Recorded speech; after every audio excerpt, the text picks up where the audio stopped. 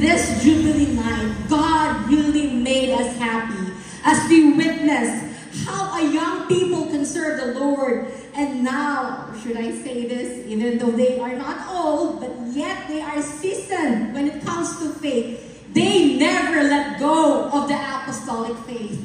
In fact, by God's grace, there are generations and generations of musicians who are serving the Lord. To God be the glory. And I believe there will be more and more when God calls someone to be used in the ministry. Definitely, you would see the best that God has given before them. And we're thankful in the growing ministry of music, and hopefully more and more would be a part of it, just like how they've been devoted to the good men of the house. Glory to God. And the best part is we know the song offered to God by our beloved and dearest apostle, Arsenio Tan, for y'all. Amen. By God's grace, I would like to share it to you, Pastor Anna. When I had COVID, I couldn't sleep.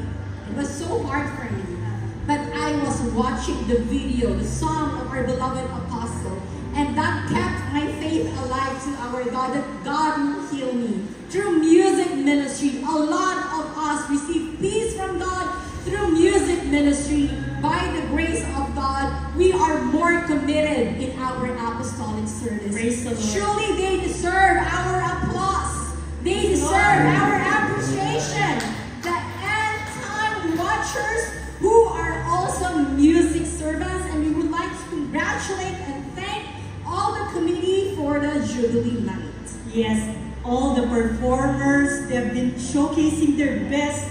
This is like a wonderful night to see everyone showcasing their best talents for the Lord. And we want to acknowledge and congratulate all of them. And not only that, Pastor Gladys, you know, the men and women behind the scene. Amen. I know it's really a Herculean task to gather everyone from different corners of the world and showcasing what they have, showing their talents, those sleepless nights of rehearsals. We commend and we applaud all the hard work and sacrifices of the men and women behind this Jubilee night. And we would like to recognize Pastor Gladys, the very in charge for this Jubilee night. I think he's really the brainchild of this. All those significant ideas and small points that really gives impact to every part of this Jubilee night. So we would like to recognize and acknowledge the leadership of Brother Luis Concepcion, and together with all of the staff and crew behind the success of this Jubilee night. To God be all the glory. And of course, we will give way at this moment for the offertory message, and it will be ministered to us by one of the powerful women of God that is being used in the global mission. And her ministry also, the music ministry also plays a big part in her life. And I would just like to share that for us in the Philippi district, her support, her love for us to fulfill this music ministry, she really played a vital role para po yung mga production of Europe and Philippi district ay higit na pagbungahin at pagtagumpayin ng ating Panginoon. And so tonight, the offertory message will be ministered to us by one of the esteemed evangelists in the church, a council member, the district coordinator of Philippi district, and the head pastor of London Local. Let us welcome our beloved evangelist, Yoli Concepcion.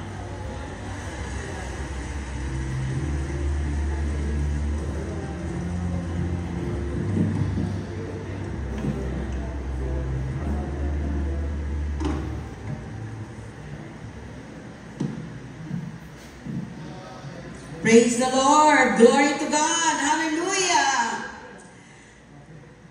Good evening po to all the delegates of this 33rd International Convention and our 50th Church Anniversary, and to all our brethren online, and to all my co-workers in the Lord, to all our coordinators, presbyters, bishop, and members of the Apostle Council, our Archbishop Art Ferriol, our beloved evangelist, Lev Periol, and to the Deputy Executive Minister, to the Apostle, our beloved Bishop Jonathan S. Periol, and to our Chief Executive, our beloved good man of the house, Apostle Arsenio Tan Periol. To God be all the glory. Tonight is what we call Jubilee Night, because we are celebrating our 50th anniversary as a church. Tayo po ba'y nagagalak? Praise God! Jubilee means a special anniversary of an event. It also means anniversary or commemoration. And the ministry of giving has a lot to do with our success in the last 50 years. Alam natin mga minamahal, na isang dahilan kung bakit natin inabot ang 50 years ay dahil po mga minamahal, walang iba kundi sa ministeryo ng pagkakaloob. Hindi po natin maaabot ito kung wala ang ministeryo ng pagkakaloob. After 50 years, we are now in 72 countries with over 1,000 local churches. At sa ating panahon ngayon, we have properties all over the Philippines. And not only in the Philippines, but also in many countries in the world. Kaya makikita natin kung paano pinalago ng Diyos ang kanyang iglesia sa loob ng 50 taon. Kaya tayo ay 50 years pa lang, pero sa biyaya ng Diyos, nabot na natin ang 72 countries. And like I said a while ago, more than 1,000 local churches. Diba, remember, sabi nga ng Asian Magazine, we are the fastest growing church in Asia. 50 years pa lang po tayo kung tutuusin. Yung ating mga ibang mga churches, ang tatagal na nila. Pero sa biyaya ng Panginoon, tayo kahit 50 years pa lang naabot na natin ang dami ng mga bansang ito. Makita natin ang ibang mga born again na mga churches na wala na. Yung mga nauna sa atin na wala na ngayon. Ang ibang malalaki naman na naunahan, umaga na makikita natin, naunahan pa natin sila. Ang iba nagkagulo-gulo na, ang iba nagkawasak-wasak na. Pero tayo, sa PNCC Fort Worth, sa biyaya ng Diyos, patuloy tayong pinapalagoan ng Diyos. To God be all the glory. Now, mga minamahal, what sparks the amazing growth for the last 50 years? Anong naging daan? Bakit biglang lago tayo in just 50 years? Una, mga minamahal, because of faith. Dahil sa pananampalataya. Kaya makikita natin, mga minamahal, yung mga naunang mananampalataya sa loob ng iglesia, sila'y sumagana sa pananampalataya. Kaya nagsabihin ng sugo ng Diyos, palalakihin ko ito. Ang mga naunang mananampalataya, nanampalataya sila, at sila'y di nag-alinlangan sa sinabi ng sugo ng Diyos. Kaya makita natin yung sinabi ng sugo ng Diyos, pinangyari ng Diyos. Pinalaki niya ang kanyang iglesia. Kaya nga sa 2 Chronicle, chapter 20 in verse 20,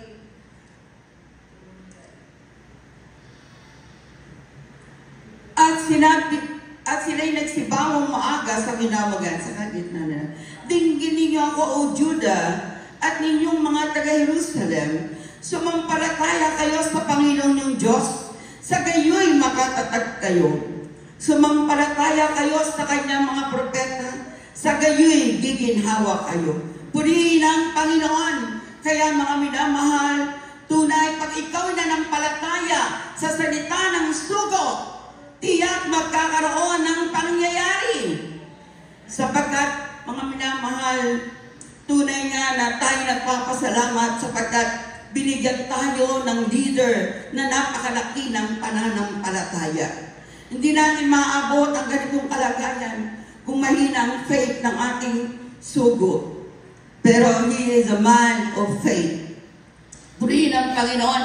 Kaya nga makikita natin maging sa pagkakaloob. Tunay nga na masasabi natin dahil sa pananampalataya.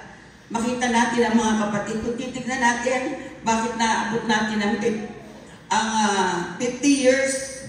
Sabi nga nung iba, wala ba sa inyong sumusuporta? Kasi sa iba, kaya malalaki ang churches nila, may mga sumusuporta, lalo sa mga Amerikano.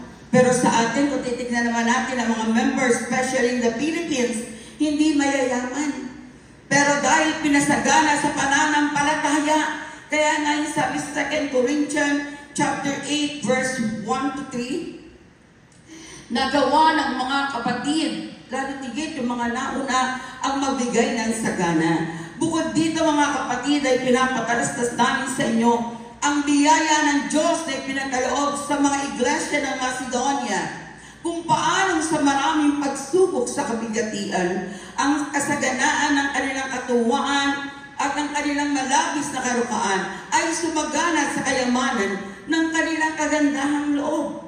Sapagkat ayon sa kanilang kaya ay nagpatotoo ako, at higit pa sa kanilang kaya ay nagsaabuli sila sa kanilang sariling kalooban. Purihin ang Panginoon. Kaya makikita natin ang mga kapatid naman talaga, hindi naman mayayaman. Pero magtataka ka, pagdating sa bigayan, parang mayayaman.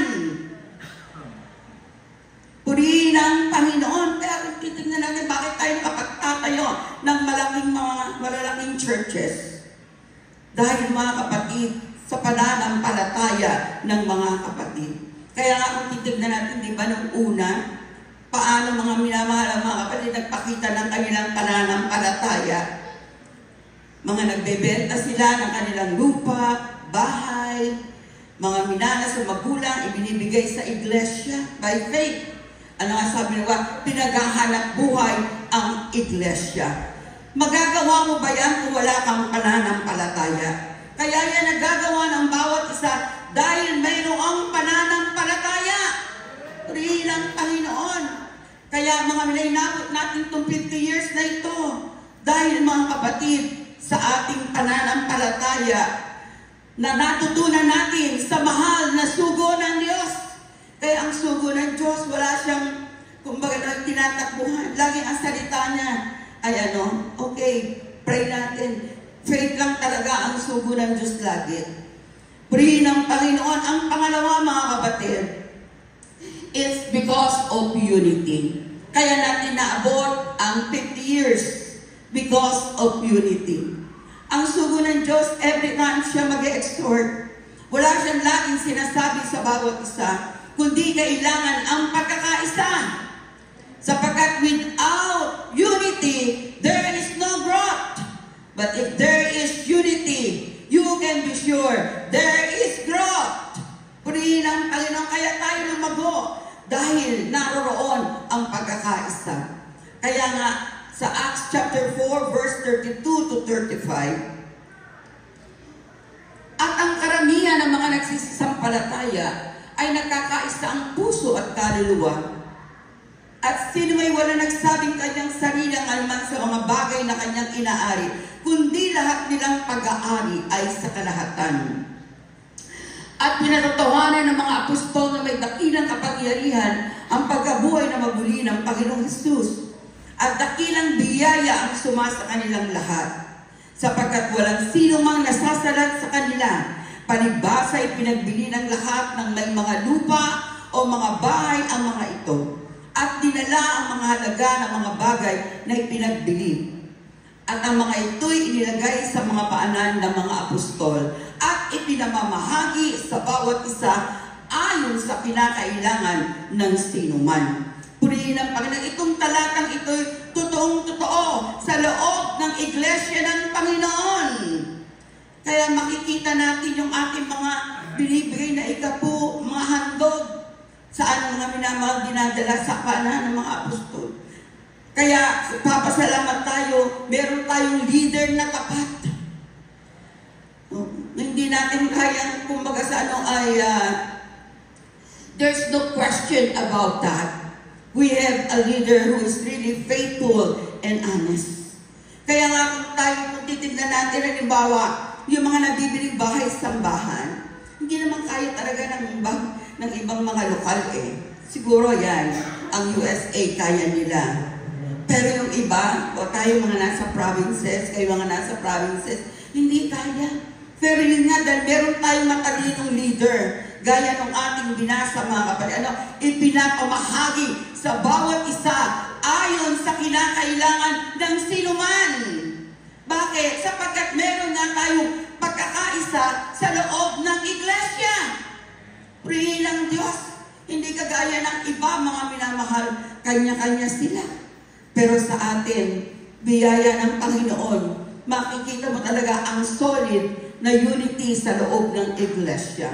Kaya yung ating mga itapo, yung ating mga kaloob, alam natin, yan ay napapangasiwaan ng maayos. Kaya nga you will say that you will be a proud court watcher. Bakit? Imagine mo, punta ka sa iba't ibang dako dito lang sa Pilipinas, every city makikita natin ang naglalakihang bahay-sambahan. Purihin ang Panginoon, di na tayo napapahuli sa mga naunang iglesia. Halimbawa sa iglesia ni Cristo. Sa biyaya ng Panginoon, di na tayo pauhuli sa kanila. Kaya ano yan? Dahil sa pagkakaisa, kaya ang mahal na sugo, laging inaanong pagkakaisa. Kaya tayo umabot sa 50 years dahil sa pagkakaisa ng iglesia. Praise God. And what else, beloved? And lastly, what is part the amazing growth of the church is the promise of God.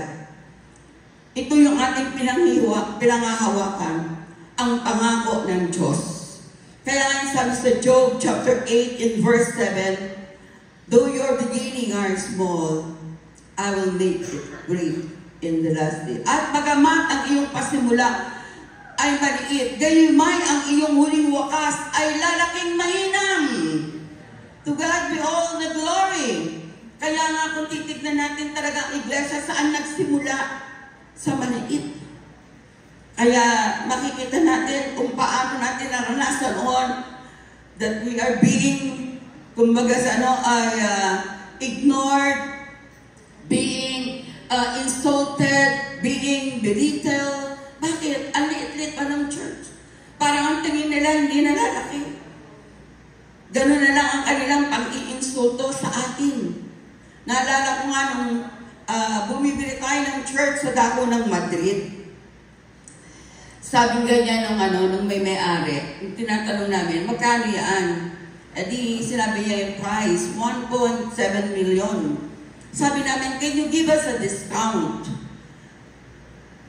Sabi niya ganyan sa amin ganyan, no discount. Ngayon sabi namin ganyan, what if we will pay in cash? Nanlaki yung mata niya. So sabi niya ganyan sa amin, where will you get the money? So parang siyempre, minamaliit tayo. Tapos sabi ko, you know, that is not your problem. That is the problem of our God. God, your problem is our discount. Kasi siyempre, Pilipino ka, kasi sabi niya ganyan, no. Sabi niya, no one here in Madrid can buy cash. Wala daw. Sabi ko, kung wala sa inyong mga Espanyol, may Pilipinong kayang magbayad ng cash. To God be all the glory. Kaya sabi ko, we will pay in cash. Di yun nga, nagkaayos na kami. Yung pala siya, ang may problema, hindi kami. Di pinacheck namin doon sa City Hall doon para sa mga bilihan. May problema yung property niya. So, hindi namin yung nabili. Ang nabili itong church ngayon. Noon naman bibili niya, napakabait ng may-ari. Pero, ang nag-alinlangan naman sa amin, yung lawyer. Nung binabayaran na ng Pastor Tosh yung cheque, ang tanong, may naman ba yan? So, sabi ganyan, okay, sabi ganyan, you go with us in the bank. Nagulat sila nung na-approve at na-okayan yung cheque na ating binayaran ng 1 million. Hindi sila makapaniwala. Ito palang mga ito. Itong itsurang ito ng mga ito. Kaya palang bumili ng cash. Kasi sa kanila doon, silang mga hindi makabili ng ganun. Pero biyaya ng Panginoon. Bakit? Yun nga ang pangako ng Diyos. Purihin ng Panginoon. Bagamat tayong maliit, palalaking tayong mainam. Kaya nga mga minamahal, yung ating church doon ngayon sa Madrid, yun ang the biggest Filipino church in the whole Spain. Praise God! Kaya noon talagang parang pag nag-invite ka, parang iniinsulto. Ngayon, ang dali na mag-invite. Bakit? Yun nga, pag nakita nila yung church, nagugulat sila. Kasi noon, kumagang minamaliit tayo. Pero may pangako nga po ang Diyos. Kaya nga by God's grace, meron tayong binibili ulit bahay sambahan naman sa dako po ng France. And by God's grace, siguro bago matapos ang taon, ay mabibili na natin yung property na yon. At kapag po nabili natin yung property na yon sa Nice, yun din po ang magiging biggest Filipino church in the whole France. Praise God! To God be all the glory. Purihin ang Panginoon. Kaya ano lang, may pangako ang Diyos, kaya inabot natin itong 50 years na ito. Bakit? Sapagkat ang Diyos na nangako sa atin ay Diyos na hindi nagsisinungaling. Diba yun ang sabi sa Hebrews chapter 10 verse 23?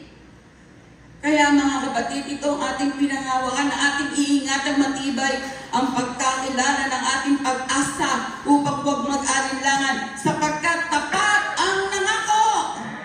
Tapat ang Diyos na nangako sa atin.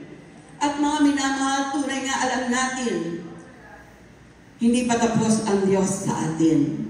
Naalala ko ang sabi ng mahal na Deputy Executive Minister sa amin ng coordinators meeting, o sa ministers, sabi niya ganyan, what next after 50 years? Kung hindi pa magra-rapture, mga kapatid, what is next after 50 years?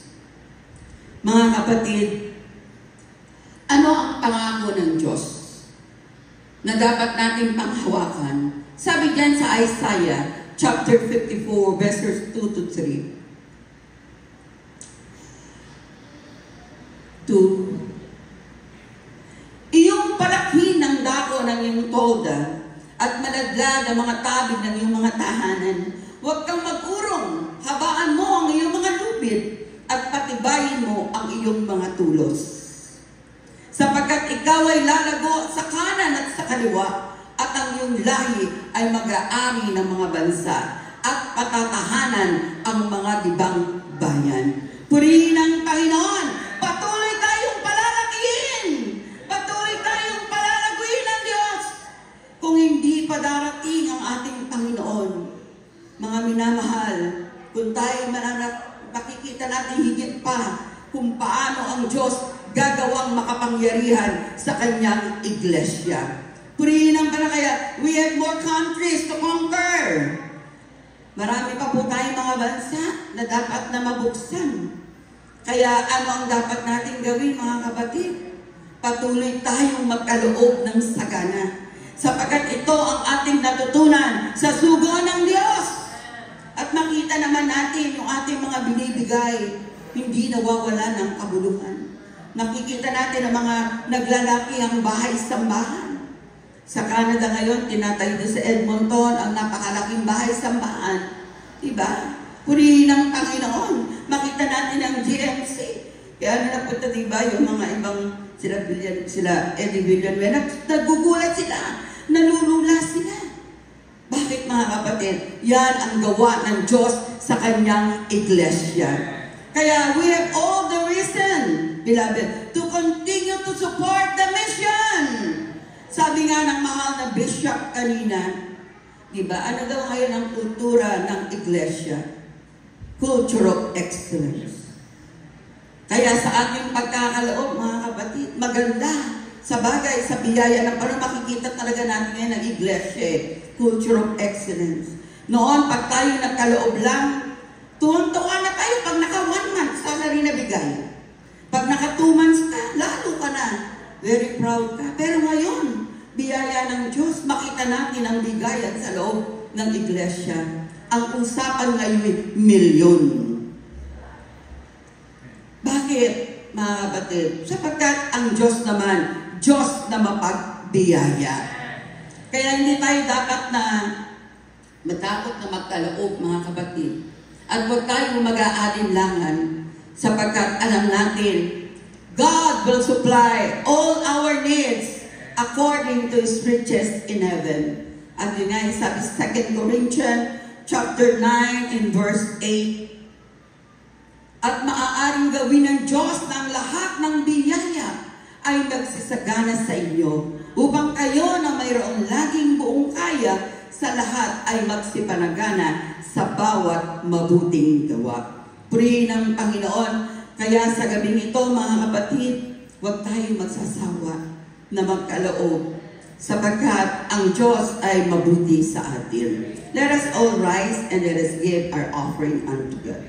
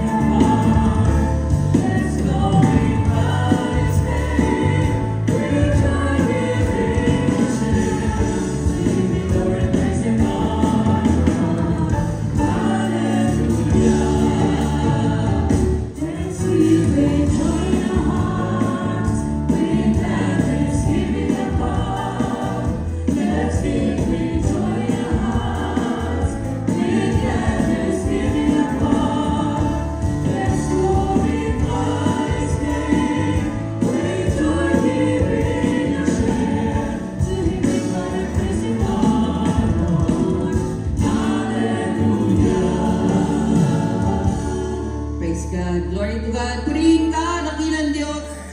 Hallelujah. Salamat po, Diyos, sa iyong masaganang biyaya na patuloy mong pinagkakaloob sa iyong iglesia. Salamat, nilagay mo kami sa tunay na iglesia na pinangungunahan ng tapat na sugo. Hallelujah. Dakilang Diyos, pagpalain mo ngayon ang kaloob ng iyong mga anak. Tulungan mo, Panginoon, ang mga kaloob na ito ay patuloy magamit upang marami pang mga bansa ang maabot, upang marami pang mga kaluluwa ang makatanggap ng kaligtasan. Tulungan mo lamang kami, patuloy mo kami bigyan ng malaking pananampalataya. At patuloy tulungan mo kami laging makiisa. Hallelujah! At ganun din, lagi kami manghawakan sa iyong pangako. Sapagkat tapat, ikaw na Diyos na nangako sa amin. Pagpalain mo mga kapatid na walang sawang sumusuporta sa iyong banal na gawain. Pagpalain mo ang bawat sambahayan, ang bawat isa. At ang may mga karamdaman, ikaw, O Diyos, ang patuloy na magbigay ng kagalingan. Salamat po, O Diyos. Hallelujah, sa pangalan ni Kristo Jesus. Amen.